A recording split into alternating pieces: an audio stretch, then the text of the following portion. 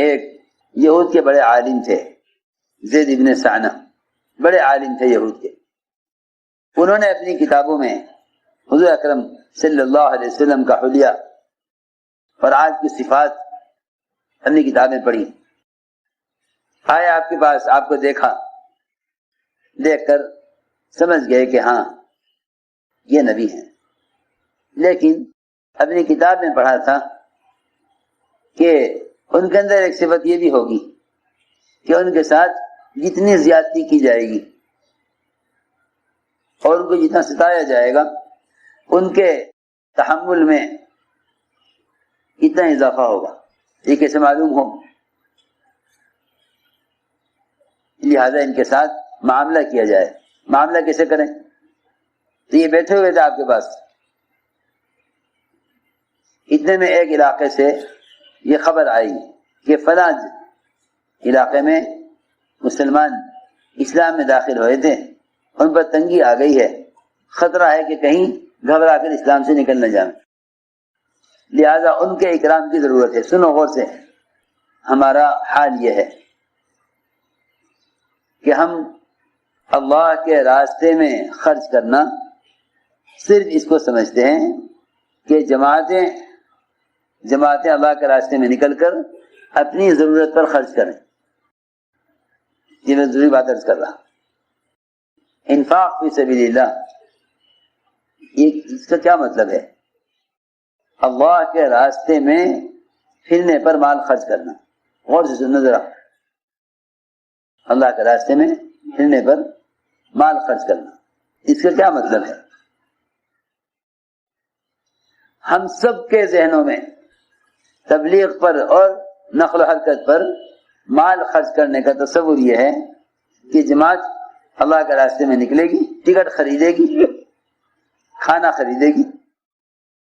اگر کسی ایسے ملک میں چلی گئی جہاں مسلم جماعت نہیں ٹھہر سکتی تو ہوٹل میں کمرہ لے کر ٹھہرے گی. لہذا یوں سمجھتے ہیں کہ یہ میرا پیسہ تبلیغ پر خرچ ہو رہا. میری بات دھیان سے سننی پڑے گی بہت. حالانکہ یہ سارا مال جو جماعت نے خرچ کیا ہے یہ سارا کا سارا اپنی ضروریات پر خرچ کیا ہے. یہ سب اپنی ضروریات پر خرچ کیا ہے.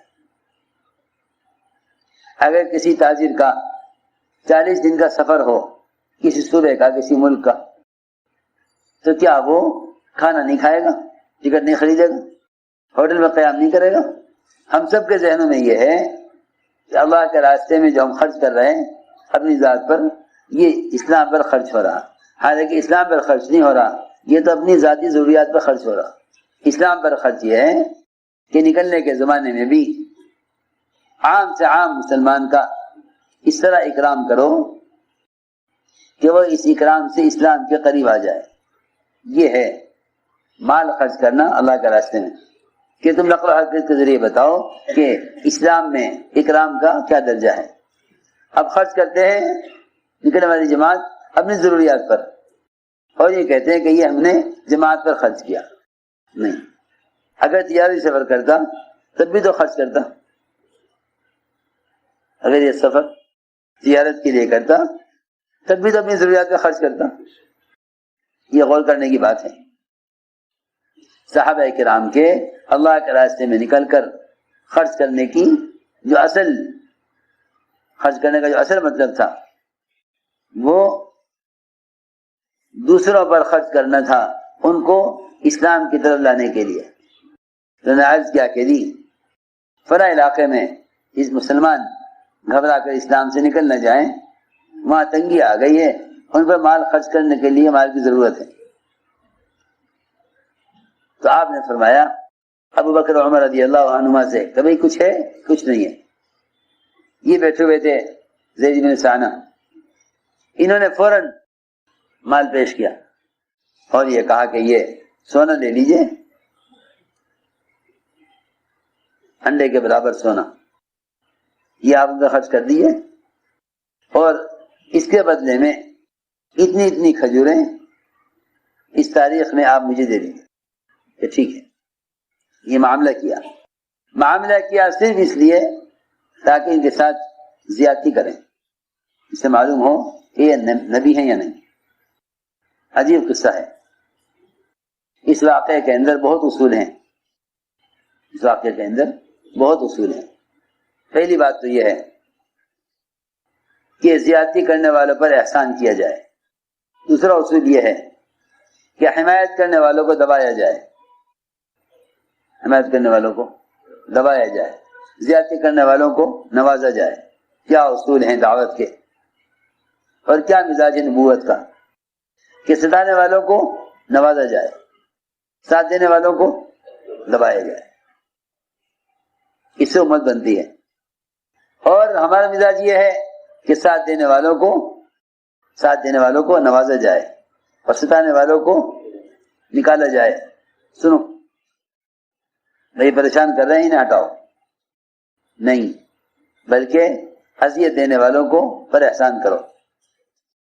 سنو غور سے, تاریخ طے ہو گئی, اس تاریخ میں اتنی کھجوریں آپ ان کو دیں گے.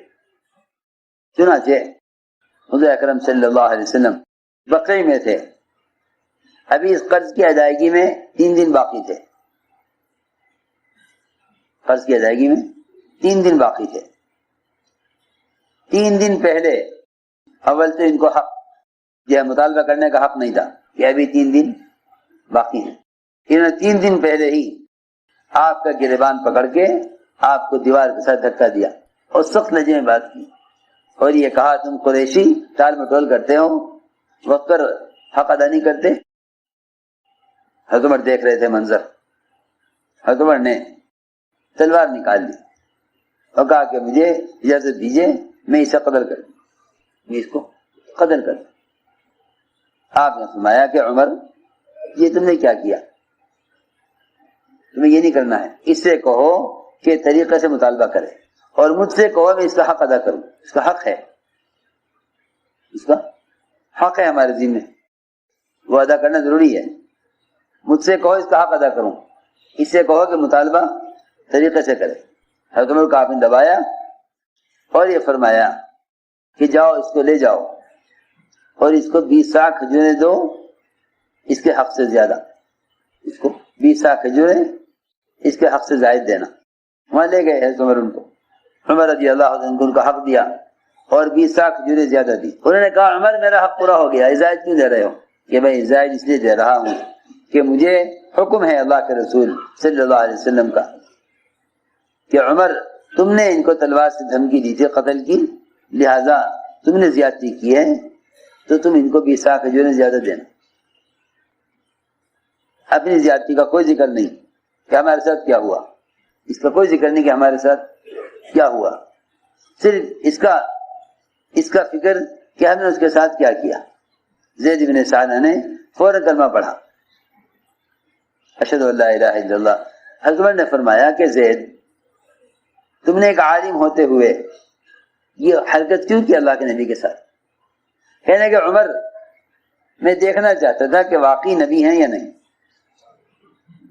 اس لیے میں نے عرض کیا کہ صبر و تحمل علامات نبوت میں سے ہے. صبر و تحمل علامات نبوت میں سے ہے. اس لیے اس راستے میں ہر قدم پر ناگواری پیش آئے گی, ہر قدم پر ناگواری پیش آئے گی. یہ ساری اس راستے کی خیریں اس راستے کی ناگواریوں میں ہیں. صحابہ ایک فرماتے ہیں کہ ہمیں جتنی بھی خیر ملی اس راستے سے وہ اس راستے کی ناگواریوں میں ملی. ہمیں جو خیر ملی ہے اس راستے میں اس راستے کی ناگواریوں سے, کہ ہمیں جو خیر ملی اس راستے سے اس راستے کی ناگواریوں سے ملی ہے.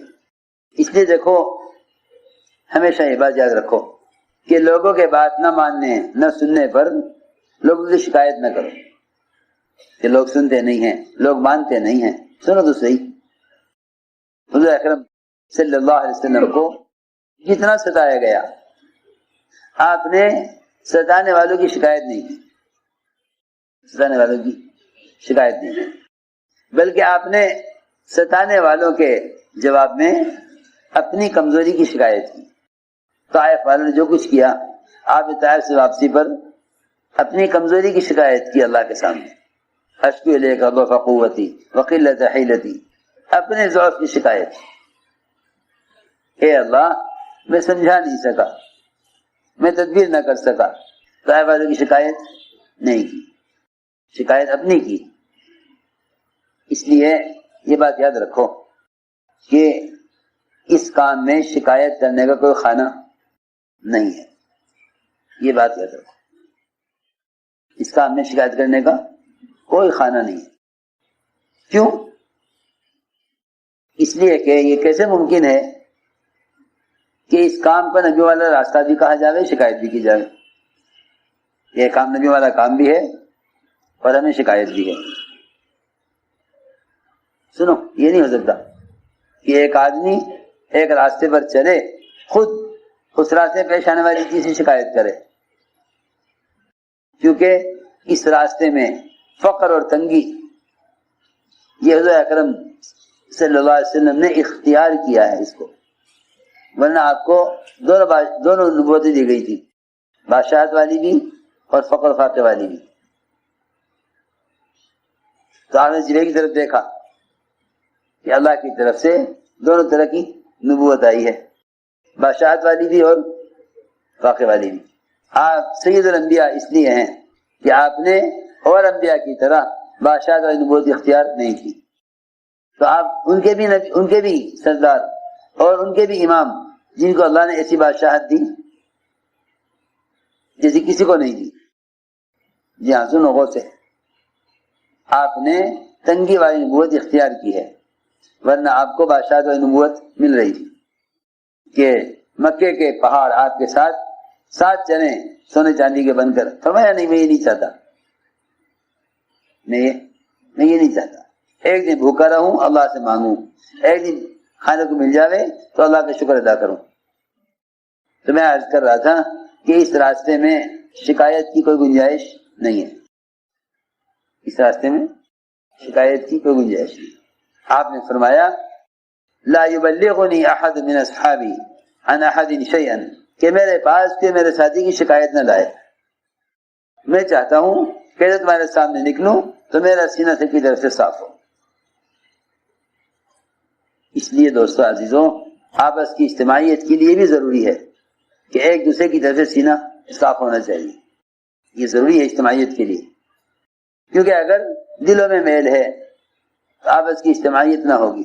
یہ فرمایا کہ کوئی میرے پاس میرے کی ساتھی شکایت نہ لائے، کہ سینہ صاف ہونا چاہیے حسد سے، کینے سے، کہ سینہ صاف ہونا چاہیے حسد سے، کینے سے۔ تو میں نے عرض کیا کہ اس راستے میں ناگواریاں پیش آئیں گی، ان ناگواریوں کو انبیاء اور صحابہ کے ناگواری میں تلاش کیا کرو کہ یہ بات کس صحابی کو کہاں پیش آئی، یہ بات کس صحابی کو کہاں پیش آئی۔ حیات الصحابہ اس نظر سے پڑھا کرو کہ اس میں ہم سے متعلق کیا ہے، کیونکہ وجہ سے کہا گیا کہ آپ کام کے اصول پر ایک کتاب لکھ دیں۔ فرمایا کہ نمونہ میں نہیں ہوں، نمونہ صحابہ ہیں۔ حیات الصحابہ لکھی اسی لیے ہے تاکہ قدم قدم پر ساتھیوں کو حیات الصحابہ سے انہیں اپنی بات کا جواب مل جائے، ہر بات کا جواب ملے گا، ہر بات کا جواب ملے گا کہ صحابہ کرام نے کن حالات میں کیا کیا ہے۔ اس لیے میرے دوستو عزیزوں، اپنے آپ کو اللہ کے یہاں قبول کروانا ہے۔ اس قبولیت کا تعلق اس راستے کی ناگواریوں سے ہے، اس راستے کی ناگواریاں یہ بڑی ترقی کا ذریعہ ہیں۔ اس راستے کی ناگواریاں بڑی ترقی کا ذریعہ ہیں، اس راستے کی ناگواریاں بڑی ترقی کا ذریعہ ہیں۔ آدمی بڑی لمبی مسافت طے کر لیتا ہے اس راستے میں اگر ناگواری برداشت کر لے تو بڑی ترقی کرتا ہے اس راستے میں، اور اگر ناگواری برداشت نہ کرے اس کا مطلب یہ ہے کہ وہ اس راستے پر چلنا نہیں چاہتا۔ وہ تو موٹی سی بات ہے کہ جو مریض ڈاکٹر کے علاج کے لیے تیار نہ ہو وہ صحت نہ پائے گا۔ اس کے لیے تو آپ کو ہر ناگواری کو برداشت کرنا پڑے گا۔ اس لیے نبوت کے راستے میں بڑی ترقی ہے کہ ناگواریوں کا برداشت کرنا یہ اس راستے میں آگے بڑھنے کا ذریعہ ہے، اس راستے میں آگے بڑھنے کا ذریعہ ہے. اس لیے میرے دوستوں عزیزوں، ہمیں اپنے اندر صحابہ والی صفات پیدا کرنی ہے. ہمیں اپنے اندر صحابہ والی صفات پیدا کرنی ہے.